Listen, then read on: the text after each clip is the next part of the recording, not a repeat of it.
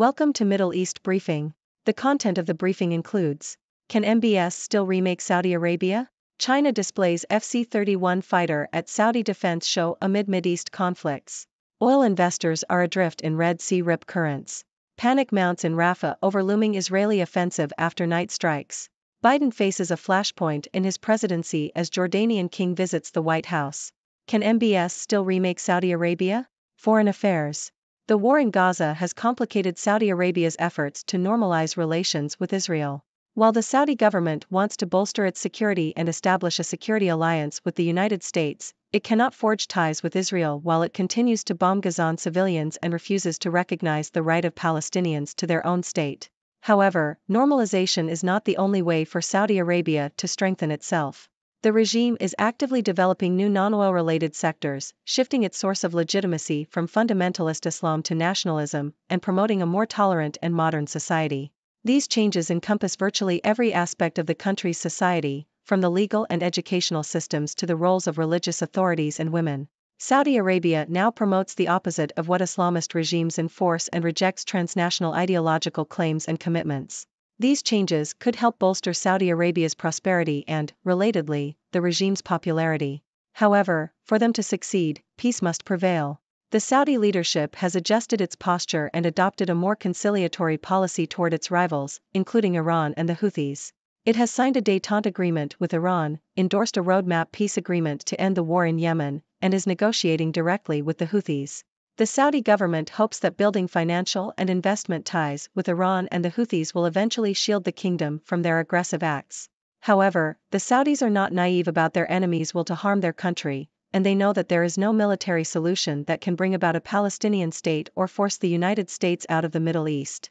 The Saudis hope that Washington becomes more involved in the region and that their drive to normalize relations with Israel will lead to a broader security agreement with the United States. However, any possibility of normalization with Israel is on hold given the devastation in Gaza. The Saudis hold the Palestinian cause in high regard and are joining the rest of the Arab world in condemning Israel's actions. They expect serious concessions from Israel that will result in the creation of a viable Palestinian state. Without such concessions, the Saudis will not sign on to any normalization deal. China displays FC-31 fighter at Saudi defense show amid Mideast conflicts. South China Morning Post. China's state-owned aircraft manufacturers were present at the recent World Defense Show in Saudi Arabia to showcase their latest fighter jet technology. One of the main attractions was the FC-31, China's newest fifth-generation fighter jet. While the jet is still in the development phase, its makers hope it will rival the fifth-generation US jets, which are popular in the region. However, China will face challenges in its bid to chip away at US dominance and compete with other contenders. The Middle East is looking to expand its air force capabilities due to growing regional conflicts, such as those in the Gaza Strip and the Red Sea. The US is a major arms supplier to the Middle East, but China and other countries are seeking to fill the gap left by US export restrictions on the F-35. China's fighter jets have the advantage of being cheaper, but their introduction could sour relations with the US and prevent access to other advanced equipment. However, China is likely to continue increasing arms sales to the Middle East as a way to protect its interests and build relationships with countries in the region. Oil investors are adrift in Red Sea rip currents. Reuters breaking views. Oil prices are currently below $80 a barrel despite various geopolitical tensions, reflecting expectations of weak demand and ample supply. However, this situation could soon change due to potential disruptions to the market and a possible uptick in global GDP growth. The article highlights the risks posed by attacks on shipping in the Red Sea by Houthi militants from Yemen, the enforcement of sanctions on Iran's oil exports, and the potential for tensions between the US and Iran to escalate further. The article also notes the possibility of positive developments, such as a ceasefire in Gaza and the formal recognition of Israel by Saudi Arabia and its allies. Biden faces a flashpoint in his presidency as Jordanian king visits the White House. CNN. President Joe Biden and King Abdullah II of Jordan met in Washington on Monday to discuss the ongoing situation in Gaza and efforts to produce an enduring end to the crisis. The two leaders are also expected to discuss U.S. efforts to support the Palestinian people, including enhanced humanitarian assistance into Gaza, and a vision for a two-state solution with Israel's security guaranteed.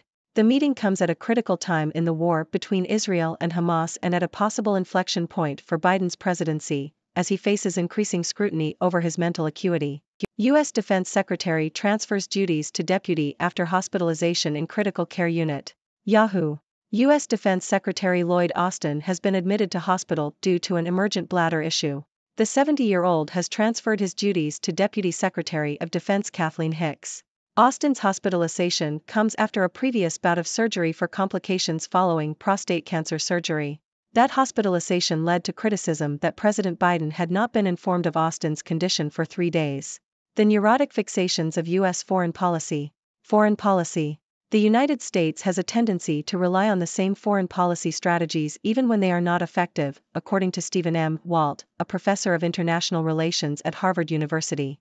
In an article for Foreign Policy, Walt discusses 4 recurring strategies that he believes are flawed. Firstly, the use of air power as a coercive tool rarely achieves its desired effect. It does not bring a society to its knees, but rather fosters a spirit of resistance and a desire for revenge. Secondly, the U.S. often tries to restore deterrence by using force against adversaries that have done something objectionable. However, if a country consistently has to restore deterrence, its responses may not be having the intended effect. Thirdly, the United States aims to denuclearize North Korea, which Walt argues is an unreachable goal. Finally, the U.S. frequently relies on economic sanctions, even when they are unlikely to be effective in altering behavior. Walt suggests that the U.S. should consider alternative strategies and solutions rather than resorting to its usual tactics. Palestinians in Rafah describe night full of horror during Israeli hostage rescue. New York Times. Israeli airstrikes on the southern Gaza city of Rafah have reportedly killed and injured dozens of Palestinians, according to the Gazan Health Ministry. Israel's military claims that the strikes were conducted to provide cover for soldiers who freed 2 hostages held by Hamas. The health ministry states that at least 67 people have been killed so far, with the number expected to rise. The ministry does not differentiate between combatants and civilians. The strikes have caused panic among residents in Rafah, with many considering evacuating but unsure of where to go. Israel reveals details of Gaza hostage rescue amid Rafah strikes. Yahoo! Israeli special forces have rescued 2 hostages who were being held by Hamas in the center of Rafah, a city on the border of Gaza and Egypt. The rescue operation, which also involved heavy airstrikes, resulted in the deaths of 67 Palestinians, according to the Hamas-controlled health authority. The IDF has put the figure at 52, whilst Qatar-based broadcaster Al Jazeera reported 63 deaths. UK announces sanctions on 4 extremist Israeli settlers. Al Jazeera. The United Kingdom has imposed sanctions on 4 Israeli settlers accused of human rights abuses against Palestinians in the occupied West Bank. The move follows similar sanctions imposed by the United States earlier this month. The UK and US have faced criticism for their support of Israel's military operations in the Gaza Strip. The sanctions include asset freezes, travel bans, and visa bans against the settlers. British Foreign Secretary David Cameron called on Israel to take stronger action to stop settler violence, stating that the actions of extremist settlers are illegal and unacceptable. Ladies and gentlemen, I am Dr. Six, your resident observer from the 6 Degrees world. Let's dive into today's news. First up, we have Saudi Arabia's efforts to normalize relations with Israel being complicated by the ongoing war in Gaza. While Saudi Arabia wants to bolster its security and establish a security alliance with the United States, it cannot forge ties with Israel while it continues to bomb Gazan civilians. However, Saudi Arabia is actively working on other ways to strengthen itself, from developing non-oil-related sectors to promoting a more tolerant and modern society. These changes could help bolster Saudi Arabia's prosperity and popularity. But for them to succeed, peace must prevail. Next, China is making its mark at the World Defense Show in Saudi Arabia, showcasing its newest fighter jet, the FC-31. China hopes to compete with the US in the Middle East's expanding Air Force capabilities. However, it faces challenges in breaking US dominance and souring relations with the US. Nonetheless, China is likely to continue increasing arms sales to the Middle East to protect its interests and build relationships. In the oil market, prices are currently below $80 a barrel despite geopolitical tensions. However, potential disruptions and a possible uptick in global GDP growth could change this scenario. Attacks on shipping in the Red Sea, sanctions on Iran's oil exports, and escalating tensions between the US and Iran are factors to watch. On the positive side, a ceasefire in Gaza and the formal recognition of Israel by Saudi Arabia and its allies could also impact oil prices.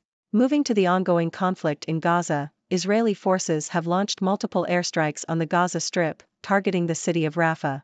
The Israeli army claims these strikes were to cover a special forces mission to rescue 2 hostages. The civilian cost of the operation is a major concern, with the U.S. stating it would not support an operation without a plan for civilian protection. The situation in Gaza remains desperate, with panic mounting among residents. In Washington, President Biden met with King Abdullah II of Jordan to discuss the ongoing situation in Gaza and efforts to end the crisis. This meeting comes at a critical time for Biden's presidency, as he faces increasing scrutiny over his mental acuity. On a lighter note, U.S. Defense Secretary Lloyd Austin has been admitted to the hospital due to an emergent bladder issue. His duties have been transferred to Deputy Secretary of Defense Kathleen Hicks. Austin's hospitalization comes after a previous surgery for complications following prostate cancer surgery, which led to criticism of President Biden for not being informed promptly. In foreign policy, the United States has been criticized for relying on the same flawed strategies.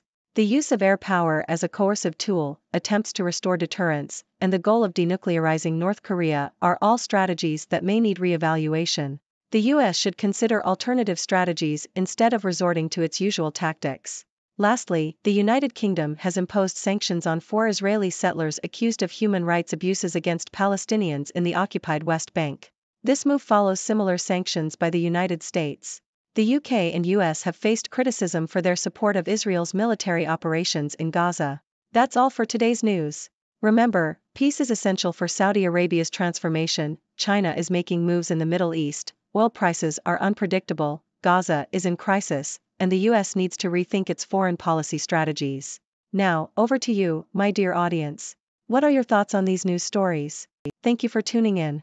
The content above showcases the latest briefing reports and analytical synopses, thoughtfully curated by the 6Do team. These insights stem from a wide array of reputable media outlets, think tanks, government sources, and specialized experts worldwide. We encourage you to explore these sources for a comprehensive perspective. Keep in mind that while the content may not always align with the official standpoint of 6Do Brief, it's not meant to be taken as absolute directives for decision-making. Comprising seasoned media professionals, learned scholars, and accomplished scientists, the 6Do team embodies a trailblazing, fully independent media entity. To customize 6Do Brief to meet your professional needs, you have the option to subscribe to a diverse array of briefings on our website, 6dobrief.com. Regardless of your location, you can conveniently receive 6Do Brief via email.